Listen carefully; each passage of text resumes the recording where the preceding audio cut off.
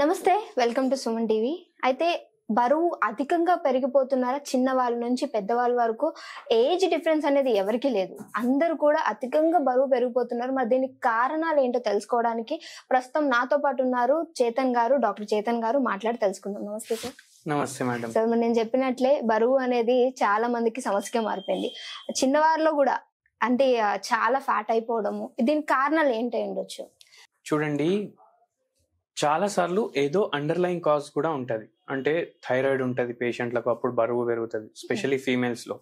మళ్ళీ hormonal imbalance, PCOD కానీ, thyroid problem ఇప్పుడే చెప్పినా కదా, దానివల్ల కూడా పెరుగుతుంది. మళ్ళీ ఇంకా వేరే హార్మోనల్ కి సంబంధించిన డిసార్డర్స్ ఉంటాయి, దానివల్ల బరువు పెరుగుతుంది.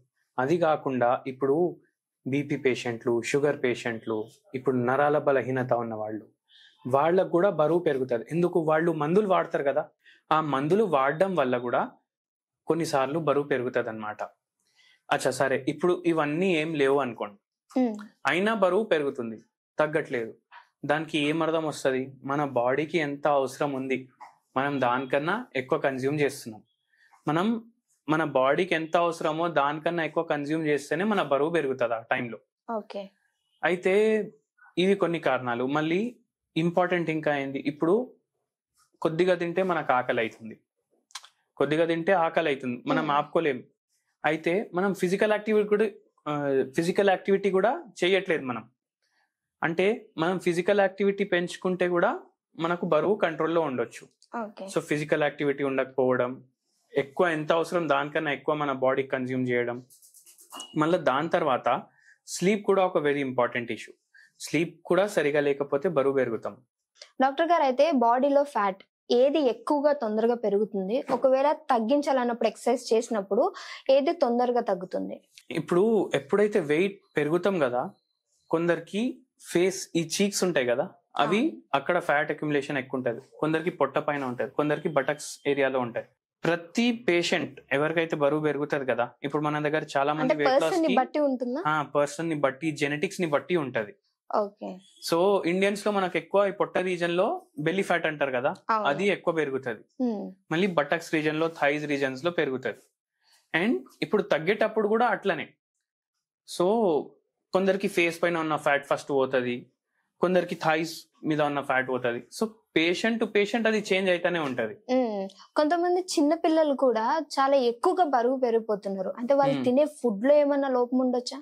అవును, ఫుడ్ లో కూడా లోపం ఉంది. ప్లస్ ఇప్పుడు ఏమైపోయిందంటే స్కూల్ ఎట్లా అయిపోయినాయి, ఒక బిల్డింగ్ లో అయిపోయినాయి. గ్రౌండ్ ఉండదు, ఏముండదు.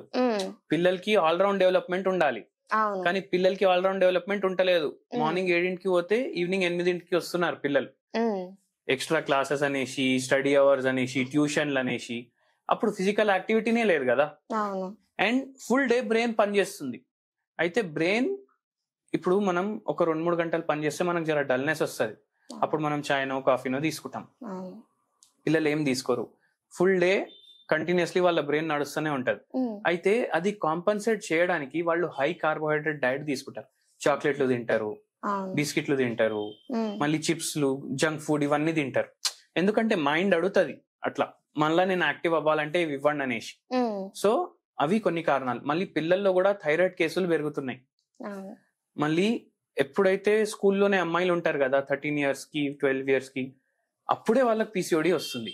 అయితే ఈ కారణాల వల్ల వాళ్ళకి వెయిట్ పెరుగుతుంది. ఓకే. అంటే ఇప్పుడు మీరు అన్నారు థైరాయిడ్ అని, అంటే బరువు పెరిగిన తర్వాత థైరాయిడ్ వస్తుందా, లేదా థైరాయిడ్ వచ్చాక మనుషులు బరువు పెరుగుతారా? థైరాయిడ్ వచ్చినాక బరువు పెరుగుతారు, కానీ ఆల్రెడీ బరువు ఎక్కువ ఉన్న వాళ్ళు కూడా వాళ్ళు ప్రోన్ ఉంటారు థైరాయిడ్ ప్రాబ్లమ్స్ కి, పీసీఓడికి, మళ్ళీ డయాబెటీస్ కి. అంటే బరువు వల్ల ఎన్నో రోగాలు వస్తాయి మనిషికి. అందుకే బరువు కంట్రోల్లో పెట్టుకోవాలని అంటారు. కానీ అందరూ బరువు హెల్దీగా ఉండాలి అనేసి తగ్గాలి అని అనుకోరు. ఎవరైనా ఇప్పుడు దావత్ పోతే, అరే ఏంది లావ్ అయిపోయినావు అట్లా చెప్తారు కదా. అట్లా చెప్పినప్పుడు అరే నేను లావు కనిపిస్తున్నాను అనేసి బరువు తగ్గాలనుకుంటారు. హెల్దీగా ఉండాలనేసి బరువు తగ్గాలని అనుకోరు. ఇప్పుడు బరువు పెరగడం వల్ల మోకాల నొప్పులు కూడా వస్తాయి. ఎందుకంటే చాలా ఎక్కువ వెయిట్ పడుతుంది కదా మోకాల మీద. ఆ మోకాల నొప్పి స్టార్ట్ అయిన తర్వాత బరువు తగ్గాలనుకుంటారు. అయితే ఫస్ట్ నుంచే మనం పెరిగే ముందే కంట్రోల్లో పెట్టుకోవడం బెటర్. ఓకే. ఒక పర్సన్ మంత్లీ ఎంత వెయిట్ తగ్గితే అది హెల్దీ వెయిట్ అని అంటాం మనం? చూడండి, ఏదైనా ఉంటే గ్రాడ్యువల్ ఉండాలి. ఇప్పుడు కొందరు 10 kgs కూడా లూజ్ చేస్తారు నెలలో. కానీ అట్లా అంత ర్యాపిడ్ గా మందులు తీసుకొని, అంటే ఏ మందులు అయితే మనకు సైడ్ ఎఫెక్ట్ ఇస్తాయి కదా అటువంటి మందులు తీసుకోవద్దు. 3 kgs to 5 kgs మీరు లూజ్ చేయొచ్చు 1 month లో. మరీ ర్యాపిడ్ గా లూజ్ చేయొద్దు, ఎందుకంటే మీరు మొత్తం క్యాలరీస్ కట్ చేస్తున్నారు, ఒక డయట్ ఫాలో చేస్తున్నారు. ఆ డయట్ ఎన్ని రోజులు కంటిన్యూ చేస్తారు మీరు? అవునా కదా? ఇప్పుడు కీటో డయట్ చేసేటోళ్ళు ఉంటారు. కీటో డయట్ లో కార్బోహైడ్రేట్లు ఉండవు, కానీ బాడీకి కార్బోహైడ్రేట్స్ కూడా అవసరం, ఫ్యాట్స్ కూడా అవసరం, ప్రోటీన్స్ కూడా అవసరం. బ్యాలెన్స్ డయట్ అంటారు దాన్ని. అన్ని ఉండాలి ఆ డయట్ లో. కానీ మనం ఏం చేస్తాం, ఏదో మ్యాక్రో న్యూట్రియంట్ ని తగ్గిస్తాం. అట్లా తగ్గించి మనం ఎన్ని రోజులు తింటాం? అది వారం, 10 రోజులు, 2-3 నెలలు, దానికన్నా ఎక్కువ మనం తినలేం. సో గ్రాడ్యువల్ గా హెల్దీ వెయిట్ లాస్ చేసుకోవాలి. అయితే హోమియోపతి మెడిసిన్స్ దీంట్లో చాలా హెల్ప్ చేస్తాయి అన్నమాట. మనం పేషెంట్ కి ఒక డైట్ ఇస్తాము, బ్యాలెన్స్ డైట్, మళ్ళీ దాంతో పాటు హోమియోపతి మెడిసిన్స్ ఇస్తాము. అయితే gradual and permanent weight loss అవుతుంది పేషెంట్ కి. తీసుకునే ఫుడ్ మనకి ఎంత వరకు యూజ్ అవుతుంది అంటారు దీనికి? తీసుకునే ఫుడ్ అంటే మనం ఇప్పుడు డైట్ తీసుకుంటున్నప్పుడు కొంత ఫుడ్ తీసుకుంటాము, కొంతమంది కొంత లాస్ చేసేస్తూ ఉంటారు. దీని వల్ల వాళ్ళకి ఫర్దర్ గా ఫ్యూచర్ లో ఏమైనా ఇబ్బందులు, ప్రాబ్లమ్స్ ఏమైనా వస్తాయా? అవును, ఇప్పుడు హోమియోస్టాసిస్ అనే ఉంటది బాడీలో. అంటే మొత్తం బాడీ కరెక్ట్ గా పనిచేస్తుందా, చేయట్లేదా. ఇప్పుడు మనం ర్యాపిడ్ గా వెయిట్ లాస్ చేసినాం అనుకోండి, అప్పుడు ఏమైతుంది, ఆ హోమియోస్టాసిస్ డిస్టర్బ్ అవుతుంది. దాంతో బాడీలో మల్టిపల్ ఫంక్షన్స్ డిస్టర్బ్ అవుతాయి. ఇప్పుడు ఏదైనా వెయిట్ లాస్ డైట్ స్టార్ట్ చేసిన వాళ్ళు స్టార్టింగ్ లోనే చెప్తారు మాకు కాన్స్టిపేషన్ స్టార్ట్ అవుతుంది అనేసి.